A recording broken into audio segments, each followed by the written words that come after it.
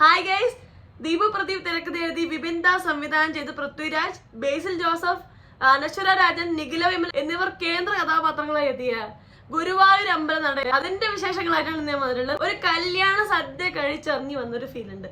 ആ ഒരു ഫീലാണ് ഞാൻ നിങ്ങളോട് സംസാരിക്കാൻ പോകുന്നത്. നമ്മളിപ്പോൾ കല്യാണ സദ്യക്ക് പോയാൽ അങ്ങനെ നമ്മൾ കുറേ കസിൻസ് ഉണ്ടാവും, നമ്മൾ കുറേ റിലേറ്റീവ്സ് ഉണ്ടാവും. നമ്മൾ കസിൻസിനോടൊക്കെ സംസാരിച്ച് അർമാദിച്ച് വയറ് നിറച്ച് സദ്യ ഉണ്ട് ഹാപ്പി ആയിട്ടാണല്ലോ നമ്മളൊരു കല്യാണത്തിന് പോകുന്നത്. അതേ ഒരു ഫീലാണ് സിനിമ തരുന്നത്.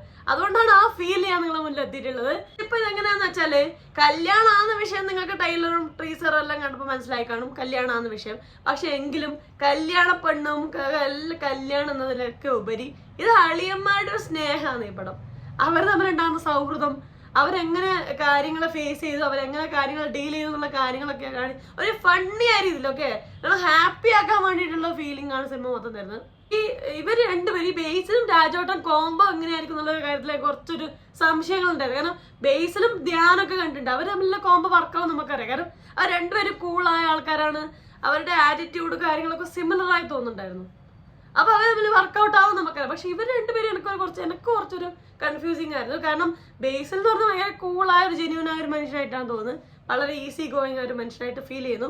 അതുപോലെ രാജുവിടെ കുറച്ച് ടഫായിട്ട് കുറച്ച് ജാടിയൊക്കെ ഇടുന്ന ഒരു മനുഷ്യനായിട്ടുള്ള ഫീലിംഗ് ആയിരുന്നു. അപ്പൊ ഇവര് കോംബോ വർക്കൗട്ട് ആവുമോ എന്നുള്ളൊരു ഫീലിംഗ് എനിക്ക് തോന്നിയിട്ടുണ്ടായിരുന്നു. പക്ഷെ അടിപൊളിയായിട്ടുണ്ട്. സിനിമ മൊത്തം കുറച്ചൊരു ഓവറാണ്. ആ ഓവർ എന്നുള്ള സംഭവം സിനിമക്ക് മൊത്തത്തിലുണ്ട്. അതിപ്പോ അത് അങ്ങനെയാണ് ആ സിനിമയുടെ രീതി. അതായത് ഓരോ ആൾക്കാരുടെ സ്വഭാവങ്ങളൊക്കെ എടുത്ത് കാണിച്ചുകൊണ്ട് അതിനൊന്ന് ഓവറാക്കിയിട്ട് തന്നെയാണ് സിനിമ കൊണ്ടുപോകുന്നത്. പക്ഷെ അതൊന്നും നമ്മൾ മടുപ്പിക്കുന്നില്ല. നമ്മളീ പടം 2-2.5 മണിക്കൂർ മടുപ്പിക്കാതെ ഒന്നും ആലോചിക്കാതെ ആ തിയേറ്ററിൽ ഇരുത്തിക്കാൻ സാധിക്കുന്നുണ്ട് എന്നുള്ളതാണ് ഈ പടത്തിന്റെ വിജയം. ചുരുക്കം ചില പോയിന്റുകളിൽ എനിക്കിത് കുറച്ചൊരു സ്കിറ്റ് പോലെ ഫീൽ ചെയ്തു. കാരണം നമ്മളെ സന്തോഷിപ്പിക്കാൻ, നമ്മളെ അത് ചിരിപ്പിക്കാനുള്ള ഒരു നിമിഷമായിട്ട് ഓരോ സീനും ഉള്ളതുകൊണ്ട് തന്നെ അങ്ങനെ ഒരു ഫീൽ ഉണ്ടായിരുന്നു. എനിക്ക് തോന്നുന്നില്ല ഒരു സീനും ഈ മൊത്തം പടത്തിലെടുത്ത ചിരിക്കാതിരിക്കുന്ന സീൻ വളരെ അപൂർവം. വളരെ സീരിയസ് ആയ മൊമെന്റ് പോലും സെക്കൻഡുകളിലുള്ള അടുത്ത സീൻ ഉണ്ടെങ്കിൽ നമ്മൾ ഹാപ്പി ആവും. വളരെ ചുരുക്കം, ക്ലൈമാക്സിലൊക്കെ കുറച്ചുണ്ട്, അല്ലെങ്കിൽ ക്ലൈമാക്സിന് മുന്നേ ഇന്റർവെല്ലിനടുത്തൊക്കെ ചുരുക്കം ചില നിമിഷങ്ങളല്ലാതെ ഇല്ല.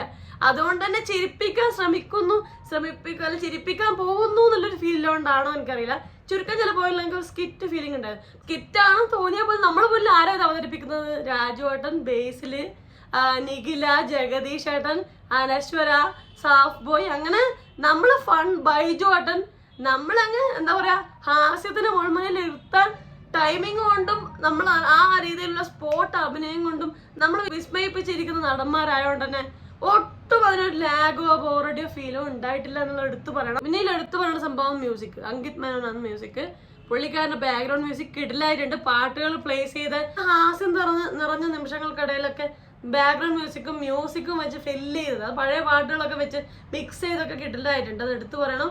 പാട്ടുകളൊക്കെ ഒരു നമ്മളെ സെലിബ്രേഷൻ ഫീൽ ചെയ്യുന്ന ഒരു പാട്ടുകളായിരുന്നു എല്ലാം അതിലുണ്ടായതെല്ലാം.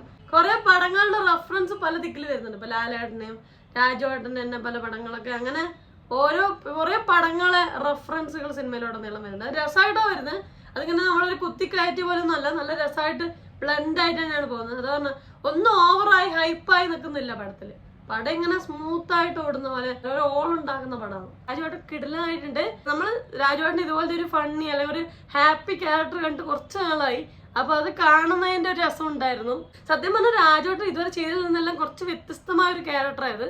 പുള്ളിക്കാരന്റെ ക്യാരക്ടർ കുറച്ച് പൊടിക്ക് ഓവറാണ്. നമുക്ക് ട്രെയിലർ കണ്ടപ്പോൾ ടീസർ കണ്ടപ്പോൾ എല്ലാം മനസ്സിലായല്ലോ സംഭവം അത് തന്നെ ഉണ്ട്. പക്ഷെ അത് നന്നായി അവതരിപ്പിച്ചു. ഓവറാക്കി ചളാക്കിയിട്ടില്ല എന്നുള്ളത് എടുത്തു പറയണം എല്ലാരും. കാരണം എല്ലാവരുടെ ക്യാരക്ടറിന് കുറച്ചൊരു പൊടിക്ക് ഓവറായ രീതിയിലായി. അതിന്റെ സ്ക്രിപ്റ്റും കാര്യങ്ങളൊക്കെ അങ്ങനെയാണ്. എന്ന് വെച്ചാൽ ഓരോ ആൾക്കും ക്യാരക്ടേഴ്സ് ഉണ്ട്. ആ ക്യാരക്ടേഴ്സിന്റെ സ്വഭാവങ്ങളൊന്ന് ഹൈപ്പിലാക്കി വെച്ച് അതിനെ കോമഡി ആക്കുക, ആ രീതിയിലാണ് പടം പോകുന്നത്.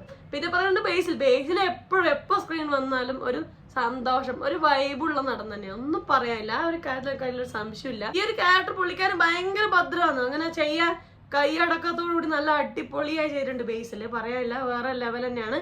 പിന്നെ ഇവരെ രണ്ടാളും നമ്മളെ ബോണ്ടിങ്, രാജുവേട്ടനും ബേസിൽ നമ്മൾ ബോണ്ടിങ് ഞാൻ നേരത്തെ പറഞ്ഞ പോലെ കിടിലായിട്ടുണ്ട്.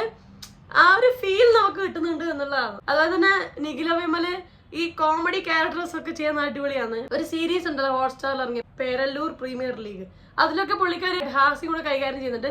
ആ ഒരു ക്യാരക്ടർ പുള്ളിക്കാർക്ക് ഭയങ്കര കൈയടക്കത്തോടുകൂടി ചെയ്തിട്ടുണ്ട്. പുള്ളിക്കാർ നല്ല ഫ്ലെക്സിബിൾ ആയ ഒരു നടിയാണ്.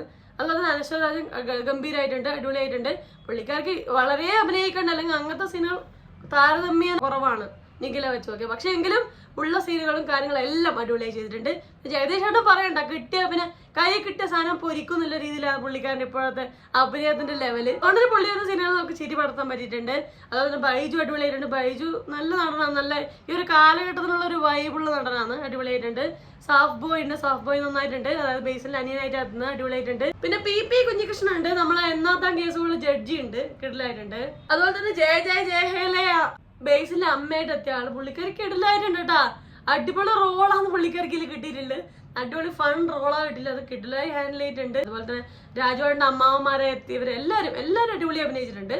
ഇതിന്റെ തിരക്കഥാർത്ഥം നമുക്കറിയാം, കുഞ്ഞിരാമായണം അതുപോലെ പത്മിനി ഒക്കെ എഴുതിയ തിരക്കഥാർത്ഥാണ് ഇത്. പേരല്ലൂർ പ്രീമിയർ ലീഗും ഇദ്ദേഹമാണ് എഴുതിയിരിക്കുന്നത്. ഒരു ആ ഫൺ വൈബ് വിടാതെ തന്നെയാണ് പടം. എന്തെങ്കിലും വെച്ചാൽ ഓരോ ക്യാരക്ടറും ക്യാരക്ടറൈസേഷന്റെ സ്വഭാവങ്ങളുണ്ട്. ക്യാരക്ടേഴ്സിന്റെ ക്യാരക്ടർ സ്വഭാവങ്ങളൊന്ന് ഹൈയിലാക്കി അതിനെ ഫണ്ണിയാക്കി അത് തക്കതായ ഡയലോഗുകളൊക്കെ കൊടുത്ത് ഭയങ്കര ഹാപ്പി ആയിട്ട് ഒരു ഓളം ഉണ്ട് പടത്തിന്. അത് നമ്മൾ കുഞ്ഞിരാമായണത്തിലെ കല്യാണത്തിന്റെ വൈബില്ല, ആ വൈബ് പിടിച്ചിട്ടായി പടം പോകുന്നത്. ആ ഒരു സ്റ്റൈലുണ്ട് ഈ പടത്തിന്. അപ്പൊ ആ ഒരു ഫൺ മൊത്തം പടത്തിൽ ഓവറോൾ കീപ്പ് ചെയ്തിട്ടുണ്ട്. പിന്നെ ഇതിന്റെ സംവിധായകൻ വിപിൻ ദാസ് ജയഹേല് നമ്മൾ അടിപൊളിയായി കണ്ടാണ്, പുള്ളിക്കാരൻ അടിപൊളിയിൽ ചെയ്തിട്ടുണ്ട്. ആ ഒരു ഫൺ അത് നമുക്ക് ഓവറാക്കി ചളാക്കാൻ പറ്റുന്ന ഒരു കാര്യമാണ്. കാരണം വലിയ സ്റ്റോറികളില്ല. പിന്നെ ചില ദിക്കുകളിൽ നമുക്കൊരു ലോജിക്കലി ഇങ്ങനെയാണോ ഇങ്ങനെയൊക്കെ അറിയാൻ പറ്റില്ല, കാര്യങ്ങളൊക്കെ നമുക്ക് ഇങ്ങനെ ചോദിച്ചറിയില്ല, അങ്ങനെ കുറച്ച് ലോജിക്കലി ക്വസ്റ്റ്യൻസ് വരും. പക്ഷെ അങ്ങനെ ചോദിച്ചാൽ ഈ സിനിമ കാണാൻ ഒട്ടും രസം ഉണ്ടാവില്ല. അങ്ങനെയല്ല, ഇതൊരു ഫൺ റൈഡ് ആയിട്ട് കൺസിഡർ ചെയ്ത നല്ല പടമാണ്. പിന്നെ കുറെ പേർക്ക് ഇത് ചളിപ്പടം എന്നൊക്കെ പറയുന്നുണ്ടായിരുന്നു, കൊള്ളൂല, അങ്ങനെയൊന്നുമില്ല. ആ രീതിയിൽ പടത്തെ ഫുള്ള് ഇങ്ങനെ കീറി മുറിച്ച് ഇവാലുവേറ്റ് ചെയ്യുക, അല്ലെങ്കിൽ അങ്ങനെ കീറി മുറിച്ച് പരിശോധിച്ച് ഓരോ ഡയലോഗും എടുത്ത് പരിശോധിച്ചാൽ അങ്ങനെ ഓരോ ഡയലോഗും ഫണ്ണിയാണെന്ന് ഞാൻ പറയില്ല. പക്ഷെ ഓവറോൾ നമുക്ക് ആ ഒരു ഫൺ ആ ഒരു ഓളം ക്രിയേറ്റ് ചെയ്തിട്ടുണ്ട്. ഒരു കല്യാണം കണ്ട് സദ്യ കഴിച്ച 2 കൂട്ടം പായസമൊക്കെ കഴിച്ചു വരുമ്പോൾ ഒരു ഹാപ്പിനെസ് ഇല്ലേ, ആ ഒരു ഹാപ്പിനെസ് സത്യം പറഞ്ഞാൽ എനിക്ക് ഈ പടം തരുന്നു. സോ എനിക്കത് ഭയങ്കര ഇഷ്ടപ്പെട്ടു. നിങ്ങൾ ഈ പടം കണ്ടവരാണ്, ഇതിനെ കുറിച്ച് നിങ്ങൾ വിലയേറിയ അഭിപ്രായം താഴെ കമന്റ് ചെയ്യണേ. അപ്പൊ അത്രയും വലിയ വീഡിയോ ഇഷ്ടപ്പെടാൻ ലൈക്ക് ചെയ്യുക, സബ്സ്ക്രൈബ് ചെയ്യുക, ഷെയർ ചെയ്യുക, കമന്റ് ചെയ്യുക. അപ്പൊ പറഞ്ഞ പോലെ എല്ലാവരും ഹാപ്പി ആയിട്ടിരിക്കുക. മറ്റൊരു റിവ്യൂ റിയാക്ഷനോ സോഷ്യൽ ഇഷ്യൂ ആയിട്ട് നെക്സ്റ്റ് ടൈം കാണാം. അതുവരെ ബൈ ബൈ.